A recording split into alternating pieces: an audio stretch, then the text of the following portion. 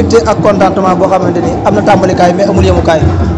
ndax ku ci nekk xam na ne phase nationale dafa am histoire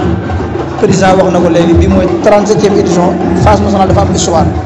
bu fekkee ne bii mooy 37e édition ñu choix pour def ko Mbacké loolu fierté la ak contentement boo xamante ni jàpp naa ne ni mu nekk ci man noonu la nekk ci waa département Mbacké yëpp mais noonu la nekk ci waa région Diourbel yëpp fierté ak contentement kon Amadou Kane yaa ngi ñi nga àndal ñëpp ñun waa Mbacké amuñ seen fay dañ leen di jaajëfal ni ma la ko waxee woon bi nga ñëwee sama kër dama na département Mbacké département football la mais département sport la boo xamante dañoo bëgg culture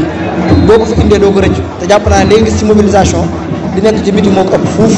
kon loolu day wane ne seen choix juumoo leen ci mais waa département Mbacké xam nañ li leen indil mooy dinañ ko téye mooy dinañ ko def ci jàmm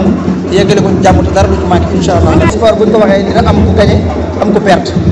mais lépp ndam li génnul Sénégal ki nga xam ne tey jii mooy gagné ki perte na ko félicité ñu dem ñibbi si jàmm ndax koo fi gaañ nga sa rak wala gaañ nga sa mbokk te football njëriñ lu bëree bëri bu ñuy dem ba naan nawetaan dañ ko war a supprimer Sénégal violence bi moo tax kon loolu waa nawetaan war nañoo wan ne ñoom ay noble lañ ay nit ñu respecté lañ ay nit ñu war respecté lañ kon jàpp naa ne violence amul place ci football ndax boo xoolee football léegi ay milliardaires ñoo koy def ñi gën a riche ci àdduna bi ñoo koy def kon bu fekkee da nga koo choix pour def ko yow da nga war a nekk noble mais waroo fee ñëw ki lay seetaan si it mu xam ne bu la yàqalee boppam la yàqal kon appel boobu laay lancé képp koo xam ne ngaa bokk ci phase nationale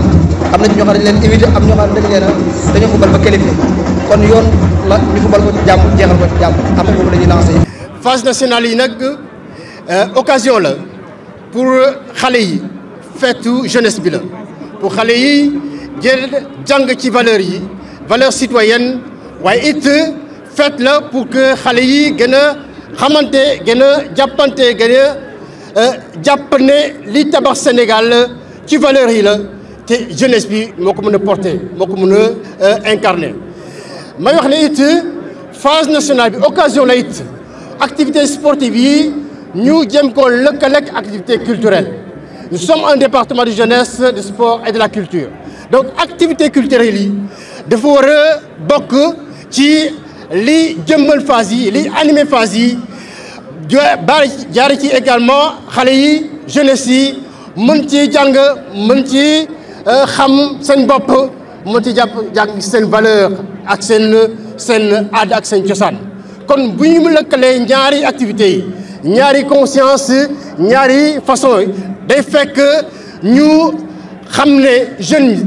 ñoo mën a tabax Sénégal te jeunes yi mën a incarné jàng ci valeurs yi incarné ko jëmmal ko ba Sénégal mën a tabaxu ci valeurs yi ak identité culturelle